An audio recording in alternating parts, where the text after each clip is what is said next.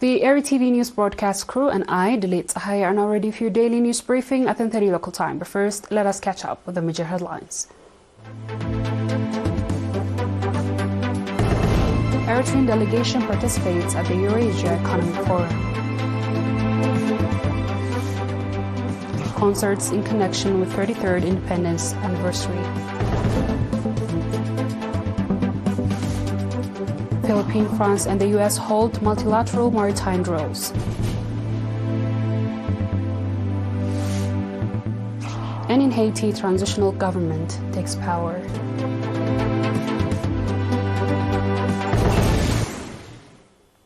On our local news, an Eritrean delegation led by Mr. Petros Tsagai, Eritrea's ambassador to the Russian Federation, participated in the 14th Euro-Asia Economic Forum held in Petersburg from 22nd to 24th April. The forum was organized in cooperation with the Russian Ministry of Education and Science, Ural Economic University, and the Petersburg municipality. The objective of the forum was to encourage university students, youth and researchers, and to create a common understanding between university students from across the world. Participants included 17,000 ambassadors, diplomats, university presidents, and researchers from 114 countries. Representing the diplomatic community, Ambassador Petros highlighted the importance of economic sovereignty in the progress of a nation. He detailed Eritrea's stance on creating a world order based on self-reliance, mutual respect, and cooperation. Additionally, Ambassador Petros discussed the growing bilateral ties between Eritrea and the Russian Federation, emphasizing these relationships are grounded in the same principles. Ambassador Zemede Takhle, Commissioner of Culture and Sport, announced that preparation for colorfully celebrating the 33rd Independence Anniversary under the theme Peace Anchored on Resilience have been finalized. Ambassador Zemede further noted that extensive programs scheduled for coming weeks includes thematic concerts for children, youth, the army, and the general public, as well as documentary films, among others. The program is set to commence tomorrow, 27th April, with a concert for children at Bahti Maskaram Square. Furthermore, Ambassador Zemede said that Schools Week will be organized from 8th to 20th May, and community gatherings will take place from 20th to 23rd May in all subzones. In a related news, the Ministry of Information will disseminate programs through all national media outlets in connection with the 33rd Independence Day anniversary. The Ministry of Labor and Social Welfare branch in Gashbarka region organized a seminar on Al-Ordet on 22nd April, focusing on ensuring the rights of women and children and eradicating harmful practices. Mr. Tesfa Mikael Gabrasilase, acting head of the office branch in the subzone, stated that the objective of the seminar was to eradicate harmful practices severely affecting the physical and psychological well-being of women and children. He also indicated that discussions forum has been organized to review the public's level of understanding, with over 84,000 people taking part. During the seminar, representatives of committees dedicated to safeguarding children's rights from all the subzones of the region represented reports on achievements and challenges encountered. The participants of the seminar called on area administrators and religious leaders to strengthen participation in eradicating harmful practices and to take strong corrective measures against those who violate the guidelines.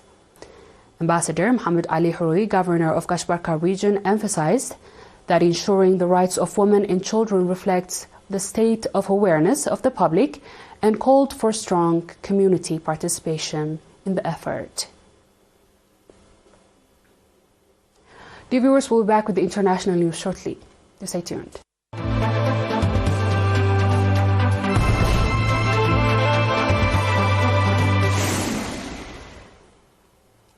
Welcome back.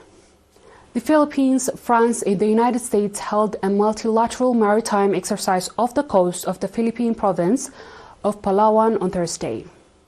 The drill were part of the 3-week annual joint combat training exercise between the Philippines, the United States from April 22nd to May 10th, which involves more than 17,000 Filipino and American troops.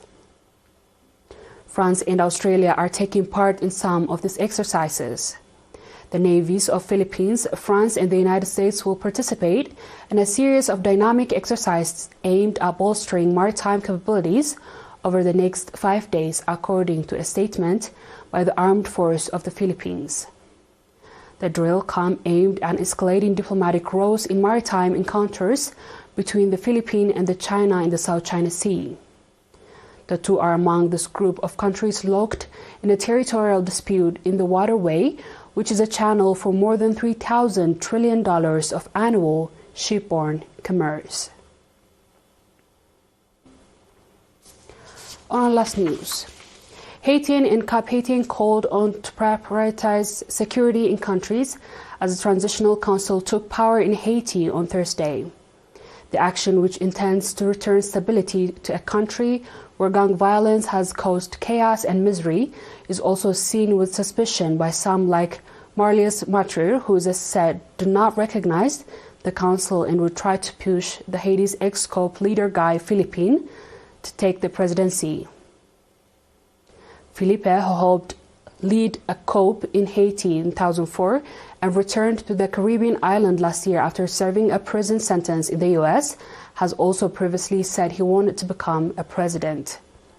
Haitian Prime Minister Ariel Henry announced his resignation on a letter dated on Wednesday, April 24th, and shared on social media on Thursday. Henry's Finance Minister, Michael Patrick Poisvert, is the Prime Minister, according to the National Official Gazette. Dear viewers, we've come to the end of tonight's news. Let's have a quick recap of the headlines. Eritrean delegation participates in the ERi-Asia Economic Forum. Concert in connection with 33rd Independence Day anniversary. Philippines, France, and the U.S. hold multilateral maritime drills. And in Haiti, transitional government takes power.